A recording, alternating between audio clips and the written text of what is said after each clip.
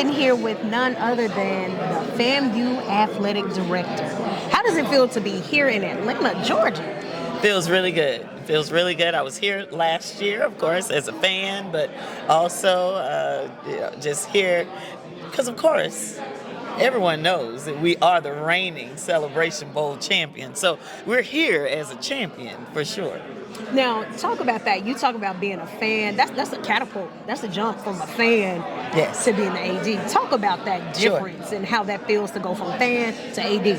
Well, even coming into Radio Row today, as I saw Michelle Jinks and she grabbed me to bring me in, I said, that's right, I am the AD. Because I have to pinch myself sometimes because I've been a Rattler all my life. Born in FAMU's hospital, FAMU lab school, K through 12. And then went to Florida A&M for my undergraduate degree. Even worked in the athletics department from 09 to 17. But it's good to be back, and it's been a great 60-some-odd days. So I guess it's like the saying, Rattler born, Rattler bred. When you die, you're going to be Rattler dead. So what have some of the experiences been for you so far at Celebration Bowl? Sure. We had our conference meeting this morning, so it was great to be in a room full of such great minds, right? As we look at what's next and what's new and what's coming for the landscape of Division I athletics at the FCS level as well. And how then do we pull these collective thoughts together to move our institutions forward? So great conversation this morning, great energy. It's good to be in a room where we all are pushing toward the same goal, and that's a great experience for our student athletes as we prepare for them to go into life and become the next leaders. Okay, so going into 2025, what are some of the things that you want to see happen specifically with FAMU? Sure, and so we want to look at growing our resources that we can enhance and continue to expand the student-athlete experience, but also the fan experience, right? We want to produce some of the best entertainment options through sport that we can in college sports, right there across all of our sports. And so we want to grow attendance. We want to grow opportunities for our student-athletes. We want to grow participation both from the fans as well as our opportunities to go onto those championship levels across the board.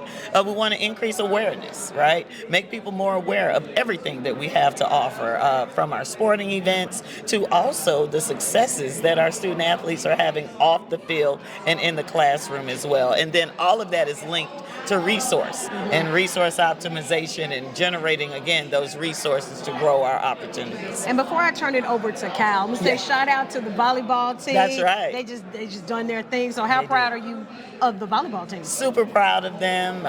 Definitely a championship culture that exists across our teams, and volleyball definitely being one of them. It was a great opportunity. Now, we did get we drew the number one seed, right? It was drawn for us. That's where we went in. But to have those young ladies to be able to go to Nebraska, where, of course, it is a storied program, looking at success. They sell out 16,000 people for every volleyball game. There's a wait list for volleyball season tickets. They have the Guinness World Record in terms of 90,000 people coming to watch a volleyball game. And for our young ladies to be able to experience that and even hang in there with them in that third set is truly something that will be memorable for us all, especially them. Eddie, what are some of your first things to do next season? I know you came in the middle of the season. Right. What are some of those first things you need to accomplish after the summer break? Sure, and so as we, again, continue to talk about resources, because that's what it's going to take, what we want to do is look at a multi-year plan and to develop that together with my colleagues, the vice presidents across the division, as we look at, because it's not the athletics department, it's the FAMU athletics department, and how as a team we can look at what we want our budget to be 3 years from now, 5 years from now, and how what we do in FY25 impacts how we show ourselves in FY28. How our successes that we had this year from looking at corporate sponsorships and other partnerships, how we then take that and align it to then show our growth as we move forward. The challenge has been for you other athletic directors, coaches as well. NIL. Everybody's talking NIL. Sure. And you talk about the corporate sponsorships. Will that be a part of the experience or the resources that you need to have coming in to your department? Sure. NIL is a bucket. That's a big one at that everyone is taking a look at, particularly FCS programs across the board, not just HBCUs, and how do we remain competitive in that space, right? But also just the student athlete experience in general. Looking at being able to raise our level even from a training table perspective and other opportunities that exist from resources, looking at how we can put our teams in the air more and that they aren't taking 8-hour bus rides. And, so when we talk about resources, yeah, we're looking at NIL, but we're also looking at the team experience and how we resource those successes from a movement perspective and a daily experience as well. Yeah, I mean, it's a lot.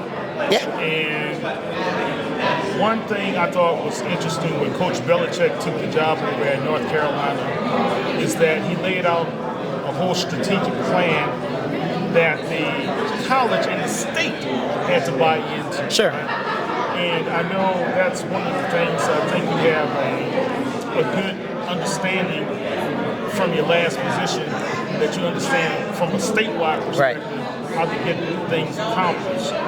Talk about that plan. Is there something or some elements that can be implemented over at FAMU or across HBCU? So in looking at it, I didn't want to come in with a plan in my pocket that did not involve, right, the stakeholders, because we want it to be sustainable. Of course, I could come in with a plan and then not know, like, well, that may not fit here, right? I'm coming in with a box of shoes, not knowing the sizes of the people that we're trying to put the shoes on. I like that. So understanding what size we need across the board and being able then, after about 100 days or so, we'll be able to put some things out there. Yeah.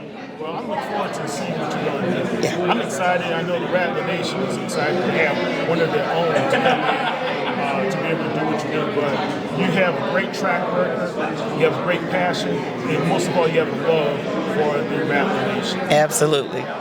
Thank you so much. Thanks for having me. All right.